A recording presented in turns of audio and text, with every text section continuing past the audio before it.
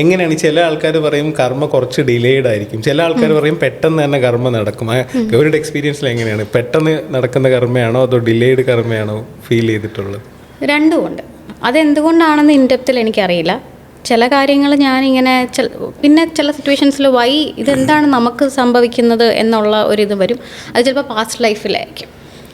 കാരണം ഒരു കാര്യമില്ലാതെ ചിലപ്പോൾ ചില ആൾക്കാർ നമ്മളെ ഹേർട്ട് ചെയ്യും, ഒരു റീസണും ഉണ്ടാവില്ല. നമ്മളവരോട് നല്ല പ്യുവർ ഇൻറ്റൻഷനോട് കൂടി ആയിരിക്കും. അപ്പോൾ അതൊക്കെ എനിക്കിതിൽ നിന്ന് മനസ്സിലായത് കഴിഞ്ഞ ജന്മത്തിൽ എന്തെങ്കിലും ഉള്ള ഒരിതാണ്. അത് ചിലപ്പോൾ അത്രയും വർഷം എടുത്തു, അത്രയും ഒരു ടൈം എടുത്തു. പക്ഷെ അതല്ല, പെട്ടെന്ന് വരുന്ന സംഭവങ്ങളും ഉണ്ട്. അപ്പോൾ അതിൻ്റെ റീസൺ എന്താണെന്ന് എനിക്കറിയില്ല. രണ്ടുമുണ്ട്. കർമ്മ ഭയങ്കരമായി ബിലീവ് ചെയ്യുന്നുണ്ട്. അല്ല, ലൈഫിൽ നമുക്ക് എല്ലാവർക്കും എക്സാമ്പിൾസ് ഉണ്ട്. ഇപ്പൊ ഈ കർമ്മ പലരും നമ്മളെ ഫ്രണ്ടിലും നമുക്ക് അങ്ങനെ കുറെ കഥകൾ നമുക്ക് കാണാറുണ്ട്. നമുക്ക് തോന്നുന്നു ശരിയാണല്ലോ, നമ്മുടെ ഫ്രണ്ടിൽ നടക്കുന്ന പല കാര്യങ്ങളിലും കർമ്മ ശരിയാണെന്ന് ഫീൽ ചെയ്യാറുണ്ട്.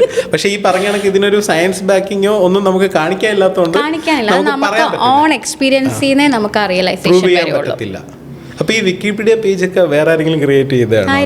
ഇപ്പൊ അഞ്ജൻ പറയുമ്പോഴാണ് ഞാൻ ഈ കർമ്മ എന്നുള്ള സംഭവം പോലും അറിയുന്നത്. ഞാനപ്പം അറിയത്തില്ലായിരുന്നു വിക്കിപീഡിയ പേജ് ഉണ്ടെന്നൊക്കെ അറിയാമായിരുന്നു. പക്ഷേ ഇത് അതിനകത്ത് ഇങ്ങനെയല്ല അപ്ഡേറ്റ്. എനിക്ക് തോന്നുന്നു അവര് ഏതെങ്കിലും ഇന്റർവ്യൂസിലൊക്കെ സംസാരിച്ചിട്ടുള്ളതൊക്കെ വെച്ചിട്ടായിരിക്കും ഈ പേജ് ക്രിയേറ്റ് ചെയ്തേക്കുന്നത്. അപ്പൊ അങ്ങനെ വന്നതായിരിക്കും.